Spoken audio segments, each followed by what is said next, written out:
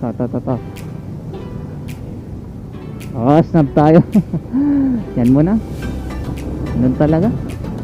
May mga papansin, medyo mga papansin, no?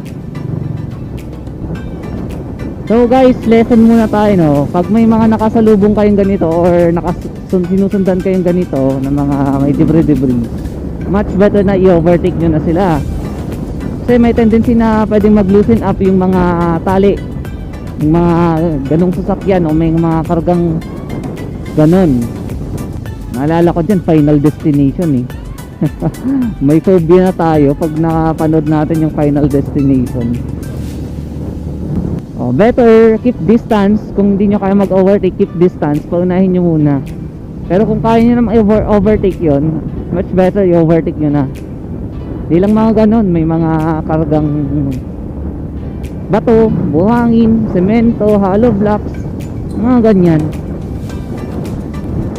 So much better talaga na i-overtake na lang natin.